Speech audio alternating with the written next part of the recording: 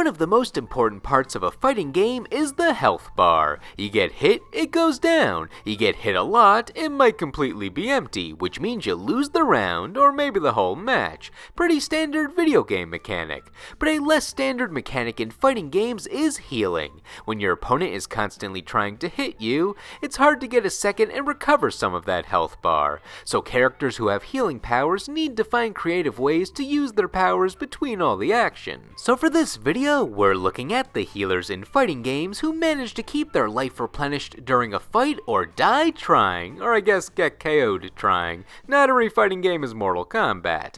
These characters can have all sorts of healing moves, or just one move that does the healing in a big way, or even just a small way. And hey, this video is being uploaded around Mother's Day, so co-hosting with me is my own mom. Hi everyone! I've always been intrigued by characters who possess healing abilities, from their use of therapeutic crystals to revitalizing potions, so I'm happy to be back to discuss this topic. Now, let's rejuvenate the top 10 healers in fighting games. Number 10, Nakoruru in the Capcom vs SNK series. Nakoruru is a character who usually doesn't heal, but based on her gentle persona and being in tune with nature, it makes sense that she would possess that skill. Her series of origin is Samurai Showdown, but throughout all of her appearances in those games, I don't think she has any healing moves. Maybe there's one hidden in there somewhere, but as far as her most prominent moves in the series go, healing is not to be found.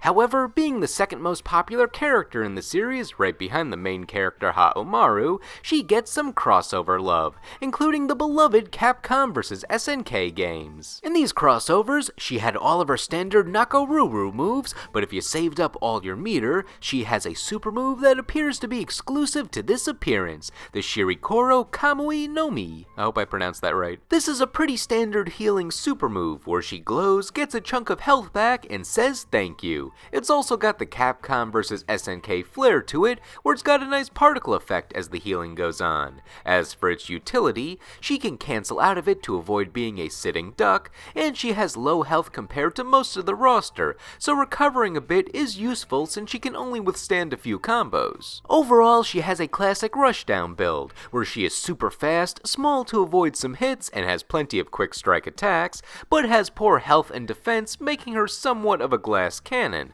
so it's good that her glowing healing move complements her faults. She's a combination doll-like Energizer Bunny with a hit-and-run fighting style. I like her Firebird, Bird Super, and Diagonal Slash. Her healing super reminds me of the old Star Trek TV series. I can hear them say, "Beam me up, Scotty," every time I see the glowing force field descending around her. I'm not sure why she just got a healing move in these games, but I presume it was because these crossovers were made by Capcom, while Samurai Showdown is made by SNK. So maybe someone at Capcom just really wanted Nakoruru to have this power, or perhaps SNK gave Capcom notes on how to make their characters, and somehow it just ended up like this. It may not be a staple of her moveset normally, but the existence of this power here always made this version of Nakoruru intriguing to me.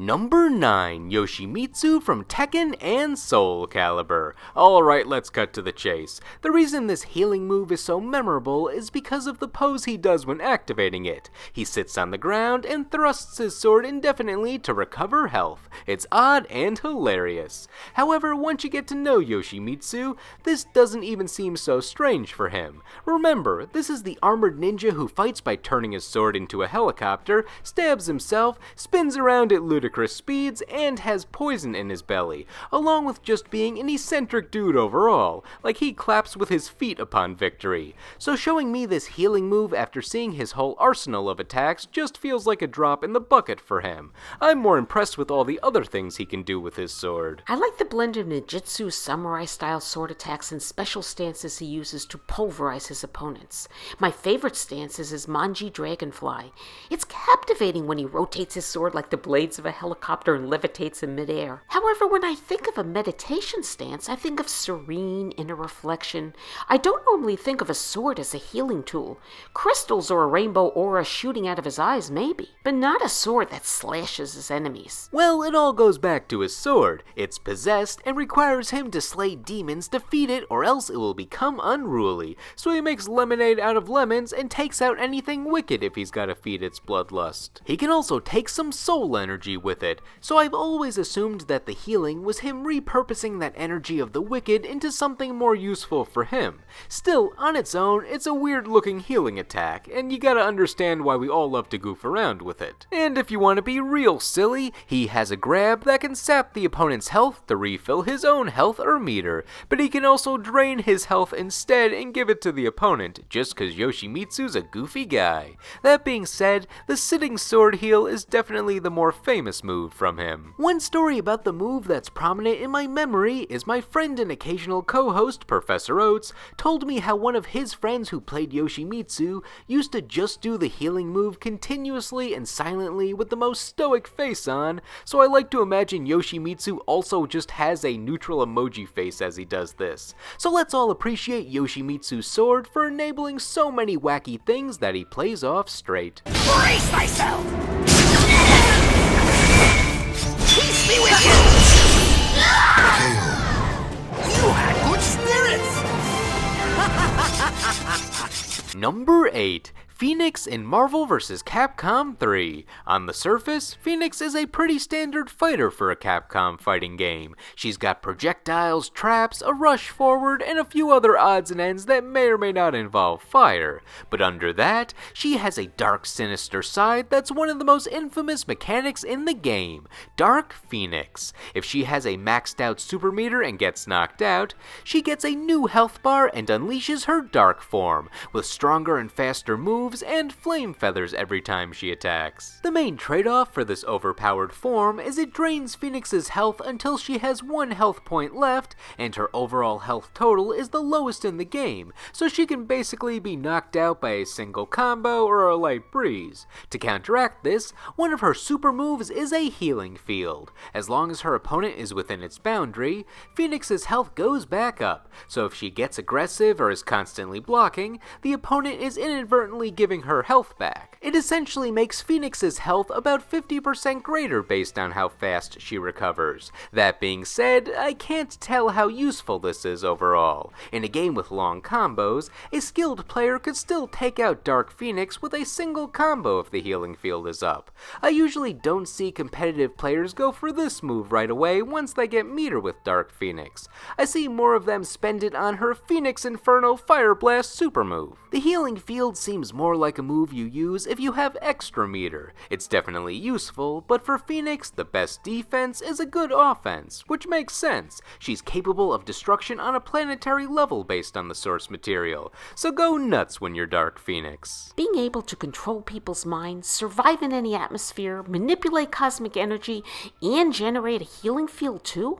I think she's a scientist and meteorologist dream and nightmare all rolled up into one super healing fighter. I love her teleport, burning axe kick, and healing field. Is it bad to say that I actually enjoy watching her dark side fight the most? A lot of people like Dark Phoenix, as long as they're the ones playing as her. If you're playing against her, you better take cover when she says her iconic line of, It can't control it! Dark Phoenix rises!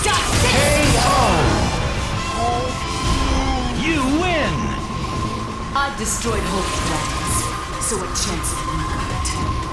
Number 7. Athena from the King of Fighters. Athena has psychic powers that can basically do anything. They can throw balls, they can throw shields, they can throw you. It manifests itself into pink energy that is all-encompassing when she wants to get on the offensive or even be defensive. And one of those powers is healing, but not all the time. Certain parts of her are consistent, like being a pop idol who's either in or right out of high school, or that she trains with other young psychics with similar similar powers, or even just her normal arsenal of moves that are nearly in every game, but other parts of her, like her healing or her outfits, vary from game to game. A high school pop idol fighting evil and also possessing psychic energy? Now that's what I call a super healer. Her psycho ball, shoot, sword, and teleport are mesmerizing to watch. And outfit changes for each game with coordinating hair and accessories? Barbie, eat your heart out. And her outfit changes are even involved with her healing. I believe it was first seen as an assist in the King of Fighters 2000,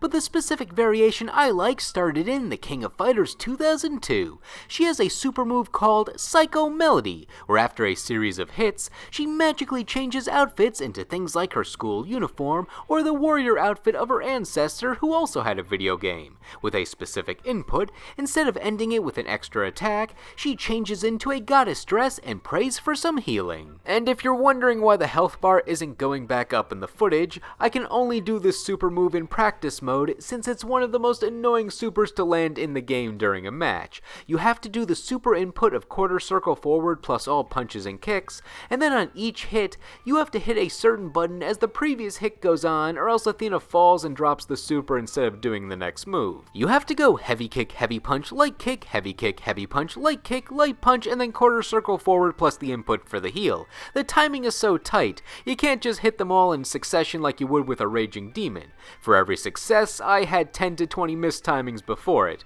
I'm sure if I was a seasoned Athena player, I'd have it down, but for now, I need infinite meter. I think this finisher is neat. Athena's quick changes were always fun to watch, and I like having this as an option. Who doesn't love a bit of healing? This ender was brought back in the King of Fighters 2003, but after that, it seems like her healing has gone rogue. Perhaps it reappeared when I wasn't looking, but for now, I haven't seen it in any of her modern appearances. Regardless, it's always fun to land if you got the skill for it, otherwise, just use her other cool looking supers instead.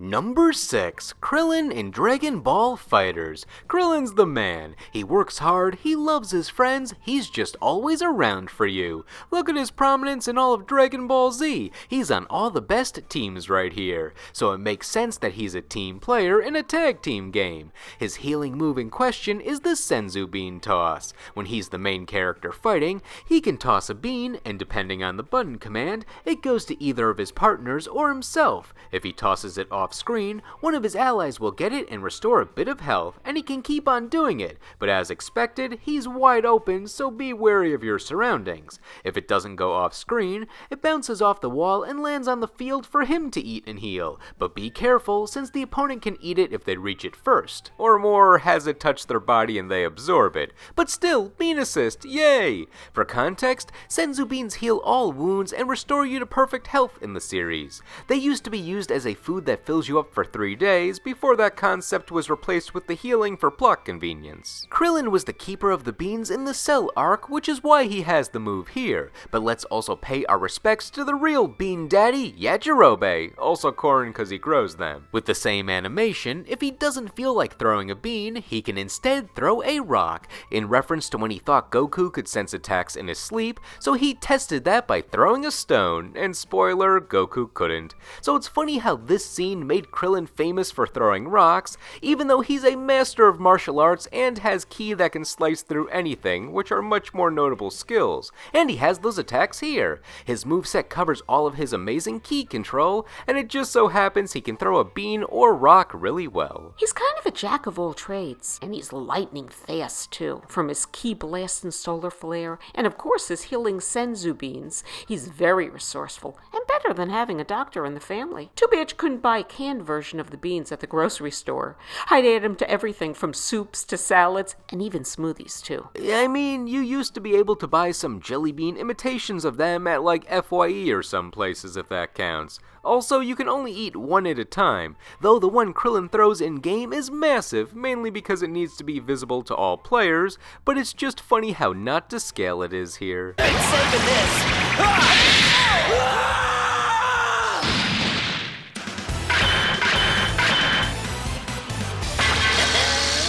still got it.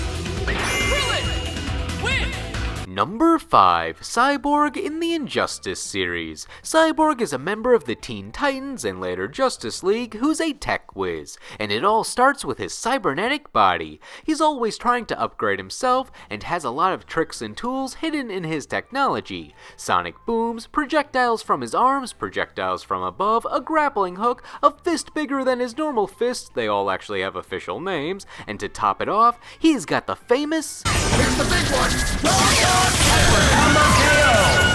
But a special thing about every character in Injustice is they all have a unique move called a character trait. Some of these give you a short-term power-up, others give you a distinct attack with cooldown time. There's even a few that are more defensive, but for Cyborg, he gets a healing move called Repair Circuit. And yup, it heals him alright, just not too quickly.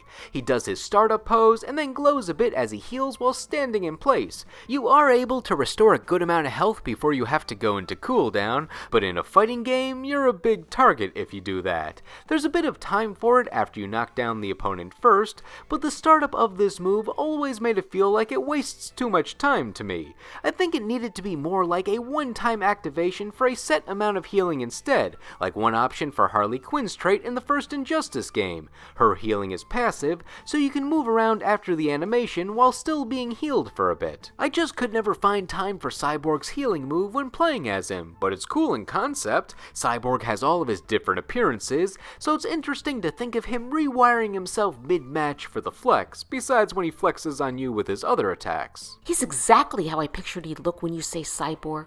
Cool-looking, part human, part machine character from every action sci-fi movie I've ever seen, and I've seen a lot through the years. He's got some great attack and combo moves. I like his Power Fist, Nova Blaster, and Techno Tackle. I wish I had a repair circuit like his, especially when I injured my elbow. I bet I could even recharge my car battery when it goes dead. The second Injustice game gave Cyborg a new trait involving a drone, so the repair circuit was no more, but something about it still stood out to me in the first Injustice game, not sure why, but hey, it was significant enough to make this list. Don't mess with the best. Number 4. Kotal Khan from Mortal Kombat. Kotal Khan's a victim of Mortal Kombat's story mode structure. He's built up to be the new powerful ruler of Outworld. He's smart enough to know not to make new enemies, and strong enough to back up any enemies he may make. But despite the build-up, he had his chapter early in both Mortal Kombat X and 11, meaning he only gets to dominate at the beginning of the story, but since you're not playing as him in the later chapters, he's only seen as an opponent outside of cutscenes, so his only option there is to lose. Though the writing in the story doesn't do him any favors by making him easily deceived or just lose to Shao Kahn in a cutscene since it's not his chapter. However, his moves always had this kind of power to them that made me hyped to see him, so I didn't care much that his reign in the story turned out to be a bit underwhelming. He's part physical attacks and part special powers. He's got sun, blood, and totem magic. Each give him buffs and can hinder the opponent, and they all come with healing properties. For the sun, he creates a ray of light that heals him when he's standing in it, so position yourself to be right under it and you can hurt and heal at the same time. And for the blood healing, it's combined with his totems, so for the totem magic, he can put up a totem that regains his health as he deals damage to his opponent for that vampiric-like touch. Of course, we're focusing on the healing aspects due to the video topic, but these powers can do a lot more for Kotal. Like the sun can add damage to his grabs or burn the opponent if they stand in it, the blood can also hurt himself for an attack buff, and the totems can boost his attack or raise his defense depending on which ones he summons. There's a lot of creative strategies you can form once you get all his magic going. Since the Mortal Kombat games that he was in have variations that limit which attacks you'll have depending on the style you choose before a match, you can't have all his magic running at once, so pick your favorite way to fight and go to town with his hard-hitting attacks. His Aztec attire is sinister looking, and my, what a big sword he has. The better he uses to slash you with. His sun power command grabs are fire. They say the sun is healing, and it certainly is for him. I find his blood magic a little creepy though, but I guess it's his version of a vitamin C iron combo super elixir. So grab a nice refreshing glass of blood, find a seat outside in the sun, and enjoy the Kotal Khan experience.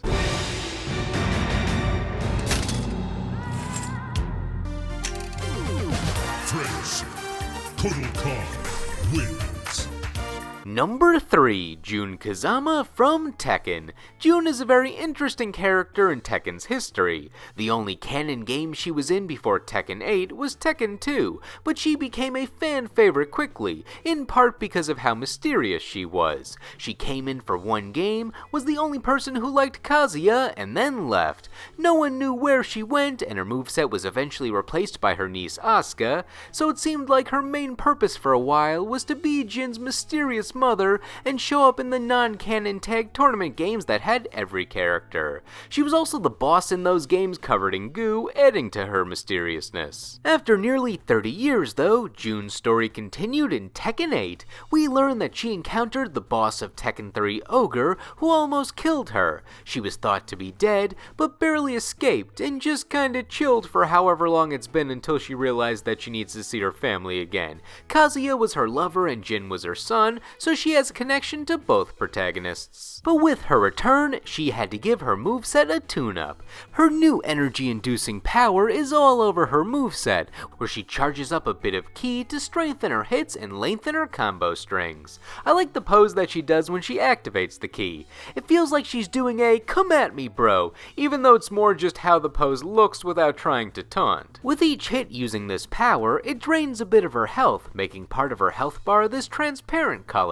This is the health that she can recover. Then by using her heat meter right under her health bar, which is a meter all characters have for their special abilities, Jun can go into inner peace mode. Now any hit that uses the ki has the opposite effect, where it restores a bit of her health with each hit, filling that transparent part of the bar back up. So she creates the issue by lowering her own health, and then solves it by doing the same thing in reverse. And if you really want a health boost, she can spend all of her meter at once with the heat smash mechanic, getting back all of her recoverable health. Good to see she's been cooking all these years in isolation. She's been my favorite character from the first time I started guest hosting in the Moms and Fighting Games video. She's a no-nonsense dresser with strong, powerful moves. She doesn't need an extravagant costume. Her fighting technique says it all. Her dragon wheel kick is spectacular, and I love her heat smash. That's the ability I wish I had, especially when I pulled out my back. So much better than the heating pad I used. Even the name is fabulous. Smash away the pain. With this being the first game where Jun could heal, it was a very fitting addition. She's always been a pure good character, so this seems like the next step for her.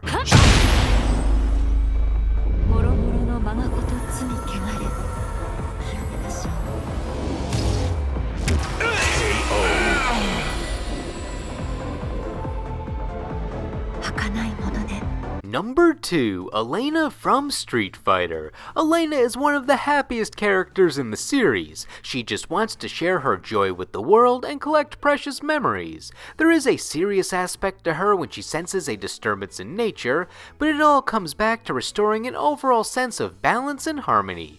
And you can't help but be happy with her, seeing her interactions with other characters. The picture she takes with Akuma in her Street Fighter 4 ending is a full conversation on its own. What led up to this? How did she get the scary demon-like man to stop being angry for 10 seconds to take a selfie with him being the one to hold the camera? But knowing how Elena starts conversations, it probably involved showing Akuma her dance. She loves to dance, which she combines with her main fighting style, capoeira, a style famous for utilizing elements of dance in its motions. So Elena takes the kick-heavy techniques of the style and mixes in some of her own flair. But what gets her on this list is her healing move. Thanks to her pure heart and being in tune with nature, one of her super moves has her call upon greater powers to get an influx of health restored. She crouches down, glows for a few seconds, and bada bing, now a portion of her health is back, and it's a nice recovery. You can easily survive a couple of simple combos or projectiles with what you get. The main trade-off is she's vulnerable in the pose after activation if you just throw out the move without knocking the opponent away first, so you have to plan plan, but she has the physical tools to make this a worthwhile strategy. Her moves have some good impact to them. She has a striking physical appearance and great fluidity in her capoeira fighting style, with those strong, long legs and amazing dance-like moves. I like her handstand kicks and whips, scratch wheel, and especially her spin scythe. And I love watching her use her glowing healing super move. I wish I had it during my ballet and modern dance years. Glowing purple would have suited me. For the healing in Street Fighter 3, you get a quarter of your health back and can cancel out of it if you need to avoid the opponent, but you won't be able to get the full health recovery that way. In Street Fighter 4, the health gain gets larger based on how much extra ultrameter you build up. And to be extra annoying, the hard knockdowns in that game usually don't give the opponent enough recovery time to interrupt Elena's healing move, so she can basically guarantee a full heal if you're quick enough and get a knockdown. But still, she's so happy, I can't get mad at her for that. Also, shoutouts to Elena for being the only Street Fighter character to have a healing move that's not a boss character. Just another reason Elena's a major innovator in the series.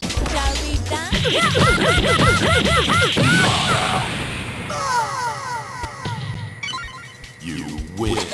For number 1, we went with the character who has the most healing per capita. Healing is the focus of her moveset, rather than just being a single move that tries to make an impact like the rest of the characters on this list. We're talking about number 1, Silica A. Mercury from BlazBlue. Silica is the sister of the powerful elemental sorceress Nine the Phantom, but unlike her, Silica doesn't have any fighting powers. She's not built for this. She's just a goofy lady who's supposed to stay out of it all. However, she has special internal powers. They allow her to resist the evil energy that could be lethal to humans when a demonic creature of sorts was released in the past, and they help her detect any forms of life in the aftermath. In short, the world was going to hell and the best warriors had to fight. So basically, she's the support character in the fighting. She's not supposed to be on the front lines. This power also came with side effects that she doesn't age past a certain point and is seemingly immortal. The only thing that could kill her was maybe walking into the boundary between dimensions, but what's the likelihood of that? She did it. Thankfully, due to the power of BlazBlue lore, you're never truly gone. Her soul was recovered from the time right before she entered the boundary, and Nine's scientist daughter Kokonoe cloned a version of Celica's body, so the classic Celica is technically here if you ignore a few details. She's also up to her old ways of wandering off and getting into fights she should have avoided in comedic fashion. She has no style when fighting. It's all just flailing her limbs in hopes that it knocks the opponent away. Then when she's not being hit, she can activate her healing powers, but she still needs to pack a punch in some way, and that's where the other aspect of her fighting comes into play, her robotic partner Minerva. In the past, she had a living weapon named Nirvana, who is a robotic being that's loyal to its master and will protect them in any circumstance. So the robot backed up Celica if she ever found herself alone during the previous invasion. With Nirvana now under new management after Celica's disappearance, Kokonoe built her a replica named Minerva with the same purpose of protecting Celica, along with amplifying Celica's powers for combat. For her moveset, Minerva does all the heavy hitting with its varying degree of transformations and laser balls. Since Minerva's main objective is to protect Celica, the style of attacks usually has Celica reacting in amazement to seeing Minerva just automatically protecting her when she puts herself in harm's way. Like all their attacks boil down to Celica cluelessly looking at or waving to her opponent, and Minerva immediately attacking them to protect her. The best attacks are when Minerva swings Celica around almost like a weapon, and Celica is having the time of her life during it. And I love that Celica's jump is just Minerva cradling her so she stays completely unharmed. There's definitely awareness by Celica that a fight is going on, but she doesn't take the actual fighting seriously. What she does respect is the importance of healing. She's got this green energy that heals both her and Minerva, so Minerva keeps up the offense while she makes sure both of them are in top form. Her main healing move is if you input a command at the end of her combo strings, she'll do a quick heal for free. Minerva will do a few hits, end on a punch, and then Celica knows it's her turn to heal. It's a very reliable strategy that goes well with her main combos. Then if you want to kick it up a notch with the healing, she's got a super move that's just a big old ball of healing magic. It will use all of her special healing meter that she can build up, called the recovery cap, which is indicated by the blue part of her health bar, and you can build it up during the match. It's fake health that you can get back if she loses it, but it's useless if you don't heal. You can also activate her overdrive, which passively heals her for a bit, so you won't need to do any of the special motions for the time it's active. And to show how nice she is, if she wins a round, she'll heal up herself and the opponent. It's even involved in her astral finish, where she heals up the opponent as she normally does, but Minerva detects a threat and immediately goes into fight mode to KO the opponent since she doesn't want any potential danger near Celica. One of my viewers said that she is saying something like "pain, pain, fly away" in Japanese as she heals the opponent, and Minerva is just reacting to the command fly, so maybe it is Celica's fault here. But I can forgive her since she's so wholesome, right? She hardly shows age even after 100 years and is able to heal most wounds with healing magic? Now that's the kind of healing powers I want. I wish I had a recovery cap to regenerate my life bar. It would save me a fortune never having to buy all those Andrew Lessman vitamin supplements on HSN again. So for bringing healing to the match in more ways than one and having a cool robot buddy, Celica is our top pick for the best healer in fighting games. Distortion finish! あまり無理はしないでね。 Celica, win! Now, what did you think? Did all these characters restore you to full health, or did some of them not revitalize you in the slightest? And who are some of your favorite fighting game healers, whether we discussed them or not? Let us know in the comments. Anyway, thank you all for watching, and we will see you in the next video.